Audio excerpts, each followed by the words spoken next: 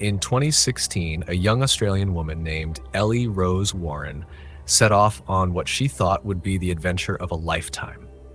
Ellie, a 20-year-old from Melbourne, was passionate about marine biology and dreamed of exploring the underwater world. She traveled to Mozambique for a 6-week volunteer program with Africa Underwater, a marine research group excited to dive into the ocean and work with scientists. She was ready to immerse herself in a new culture and make a difference. But instead of returning home with stories of her incredible experiences, Ellie's journey ended in tragedy, leaving her family and the world with more questions than answers. This is the story of Ellie Rose Warren, a vibrant young woman whose life was cut short under suspicious circumstances, and the heartbreaking quest for justice that continues to this day. Let's dive into her story. Ellie Rose Warren grew up in Mordialloc, a quiet beachside suburb of Melbourne, Australia. From the time she could walk, she was drawn to the ocean. Her family recalls how she'd spend hours collecting shells, watching the waves, and talking about sea creatures. She had a kind heart, a contagious smile, and an adventurous spirit that made her stand out. Ellie wasn't just a dreamer. She was determined to turn her love for the ocean into a career. She had her sights set on studying marine biology at James Cook University, one of Australia's top schools for the subject.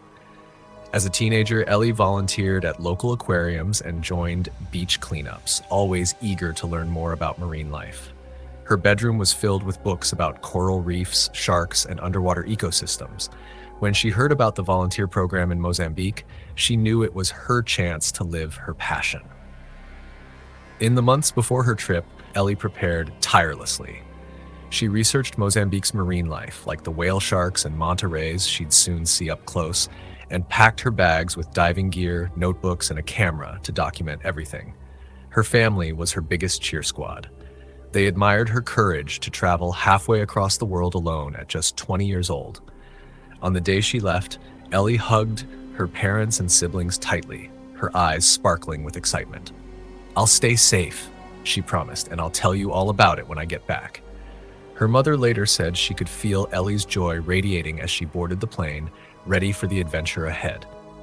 No one could have imagined that this would be the last time they'd see her alive. In November 2016, Ellie arrived at Tofo Beach, a stunning coastal town in Mozambique's Inhambane province.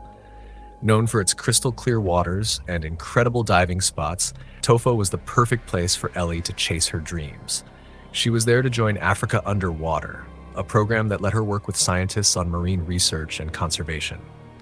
For 6 weeks, she'd get to dive into the ocean she loved, study its creatures, and make a real impact. Ellie settled into Casa Berry, a beachside lodge where volunteers and travelers stayed. Her days were packed with adventure, diving into colorful coral reefs, collecting data on marine life, and swimming alongside manta rays and whale sharks. She'd come back from dives beaming, scribbling notes about everything she'd seen. At night, she'd unwind with other volunteers at a ramshackle bar near the beach, swapping stories over drinks. Ellie's enthusiasm was infectious. She made friends fast, connecting with people from all over the world. She loved the laid-back vibe of Tofo, the warm sunsets, and the sense of purpose she felt every day. Through photos and messages, Ellie kept her family updated. "The ocean here is unreal," she wrote in one text, attaching a picture of herself grinning underwater. She told them about the friends she'd made, the local food she tried, and how much she was learning. For Ellie, this wasn't just a trip, it was her element.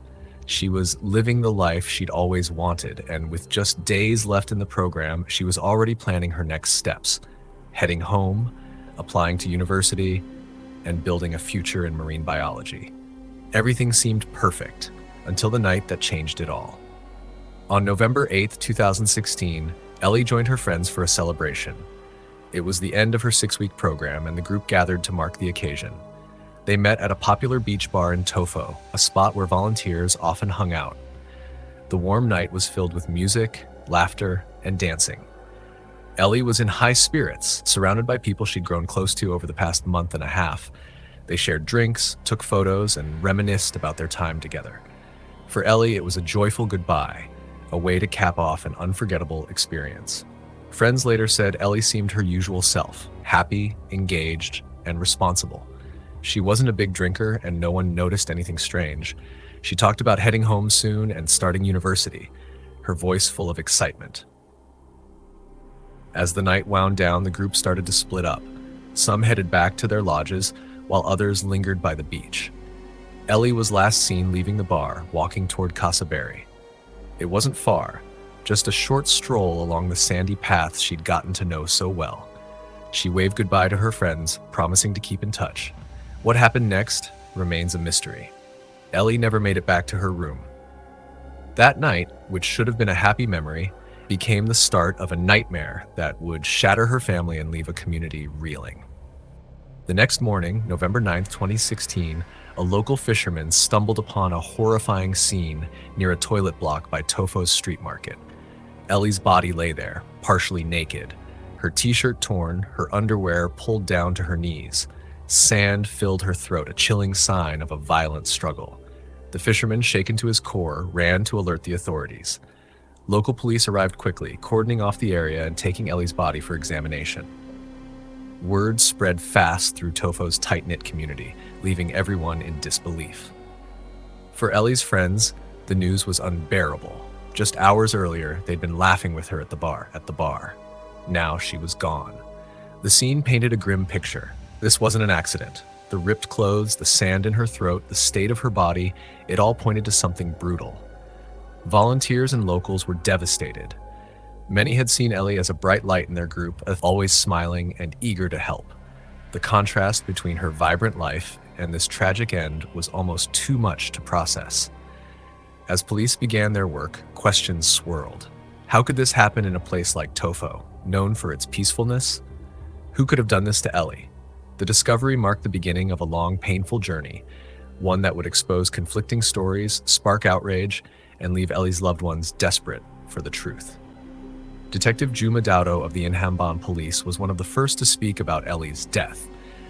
He called it a sudden death, insisting there were no clear signs of violence or rape. The community is shocked, he said. This kind of thing doesn't happen here. He suggested it was an unexpected tragedy, not foul play, and the police started their investigation with that mindset. But almost immediately, his story clashed with others. Australian media, citing government sources, reported something very different. Outlets like The Age said Ellie had been found on the beach, raped, and murdered with visible signs of violence. These reports matched what the fishermen and early witnesses described, details the police seemed to downplay. The conflicting accounts sparked confusion and suspicion. If there was no violence, why was her body in such a state? Why the ripped clothes and sand in her throat? Ellie's family, already grieving, couldn't make sense of it. The police's version felt too tidy, too quick. Meanwhile, Australian officials were getting involved, pressing for clarity. The disconnect between the local police and international reports hinted at something deeper. Maybe incompetence, maybe a cover-up. For the Warrens, it was the first sign that getting answers wouldn't be easy. In Tofo, the mood shifted. Volunteers who'd felt safe now questioned everything. The police's vague statements only fueled rumors, and trust in the investigation started to crumble. What should have been a straightforward case was already turning into a maze of contradictions, one that would haunt Ellie's family for years to come. When news of Ellie's death reached Australia, her family was shattered. Paul Warren, her father, couldn't accept the police's story. A drug overdose? An accident? It didn't add up. Ellie was healthy, responsible, and full of life, not someone who'd end up dead under mysterious circumstances. Driven by grief and determination, Paul decided to find the truth himself. In 2018, he traveled to Mozambique with a 60 Minutes Australia crew.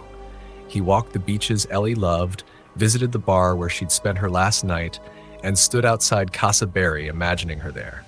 Paul spoke to locals, volunteers, and anyone who might know something. What he found was chilling.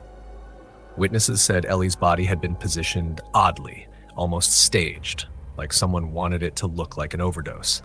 Others whispered about police corruption, hinting that the case was being hushed up. One moment stood out. Paul was shown a photo of Ellie's body. It wasn't just disturbing, it contradicted everything the police had said. The image showed clear signs of violence and assault, undeniable proof that this was no accident. For Paul, it was a gut punch, but also a spark. He knew he was onto something. Back home, he kept digging. He tracked down leads, interviewed more witnesses, and built a case that pointed to murder. But every step was a battle.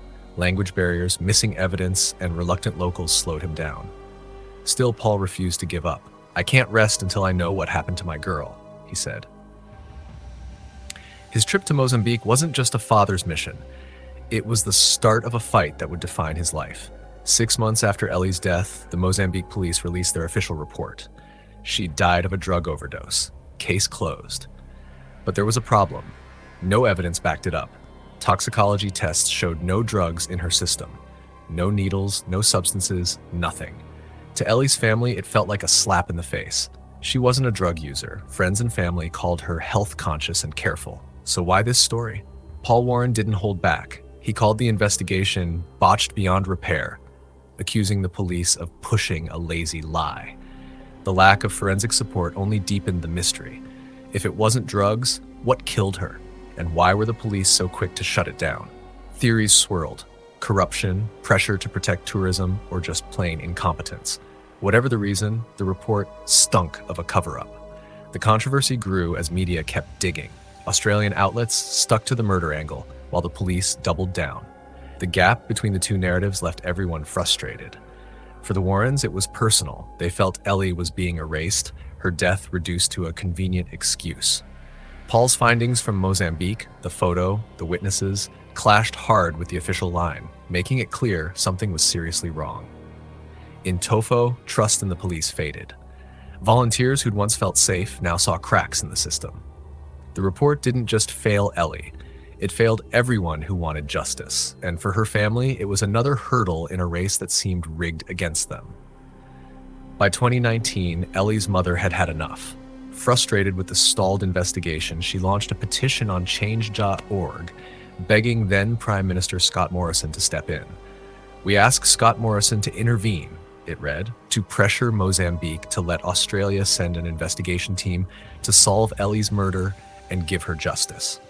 Over 36,000 people signed it, a wave of support that showed how many cared about Ellie's story. The petition caught big attention. Bill Shorten, Australia's opposition leader at the time, joined the fight. "This is a tragedy that deserves answers," he said. "We owe it to Ellie's family to do everything we can." He pushed for diplomatic action, urging Australia to lean on Mozambique for cooperation. It was a rare moment, politicians from different sides agreeing that something had to be done. But it wasn't simple. International cases are messy, tangled in red tape and politics. Australia could ask, but Mozambique didn't have to say yes. Still, the petition and Shorten's voice turned up the heat. Media coverage exploded, and Ellie's name echoed across borders. For the Warrens, it was a lifeline, a sign they weren't alone. The support was bittersweet, though. Signatures and speeches couldn't force arrests or find lost evidence. The family felt the weight of every delay, every unanswered call. Yet the petition kept Ellie's story alive, proving that her death mattered to thousands. It was a rallying cry, one that Paul and his wife clung to as they braced for the long road ahead. In 2019, Paul got a glimmer of hope. 4 suspects were named, 2 locals, 2 foreigners. It felt like a breakthrough. He even offered a $15,000 reward for new info, desperate for a lead. But the hope faded fast. No arrests came. Evidence was missing, witnesses clammed up, and the language barrier made every conversation a struggle. Botched beyond repair, Paul called it, his frustration boiling over. The investigation was a mess from the start. Key clues, like the photo Paul saw, seemed to vanish.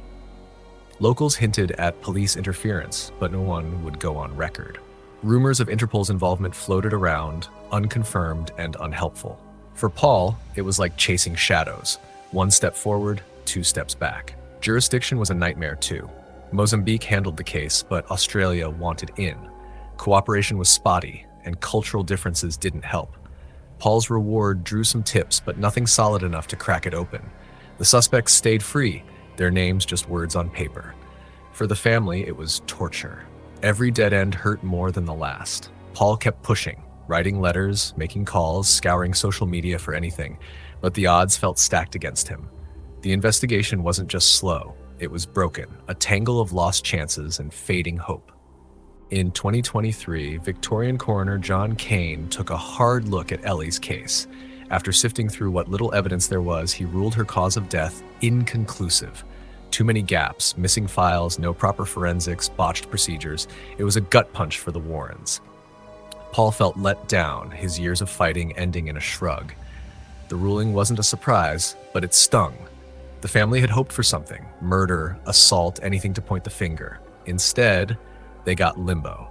Kane admitted the investigation's flaws, but with evidence gone or never collected, he couldn't say more. It highlighted the brutal truth. International cases like this are a logistical mess. For Paul, it was another wall. He'd poured his soul into this, only to hear the system couldn't deliver. The inconclusive tag didn't erase his belief that Ellie was murdered. It just made proving it harder. The coroner's hands were tied, and so were the families. Paul Warren doesn't quit. Even during the COVID-19 pandemic, he kept going, digging up clues through social media. He messaged old contacts, joined forums, and tracked down anyone who might have known Ellie. "I wake up thinking about her every day," he said. "I can't stop until I know." His grit's inspiring. Thousands still follow the case, moved by his love for his daughter. Ellie's story isn't just a tragedy, it's a mirror. It shows how tough justice can be when borders and bureaucracy get in the way. Paul's fight is a dad's promise, but it's also a warning. Systems fail and families suffer. Yet his resolve keeps her memory alive, a beacon for anyone who's lost someone too soon. The community's with him too. In Tofo, volunteers held vigils and dives for Ellie, honoring her spirit. Online, supporters push her story, hoping it'll break the case open. It's a slow burn, but it's not dead. Ellie Rose Warren's life ended too soon, but her legacy lives on. She was a dreamer, a marine biology lover with a bright future, stolen away in a flash. Her death still unsolved, no convictions, no closure. But Paul Warren's words cut through. "I'll never stop fighting for my daughter." It's a father's vow, raw and real. This case isn't just about Ellie. It's about justice, accountability, and the holes in a world where truth slips through. Her family's battle reminds us to keep asking, keep pushing, for everyone who's been denied answers. As of now, those 4 suspects walk free and the trail's cold. But Paul's not done, and neither are we. Ellie deserved better. She deserved to come home, to chase her dreams, to live. Instead, she's a name in a fight that's far from over. Let's keep her story alive, because every life matters, and every loss deserves the truth.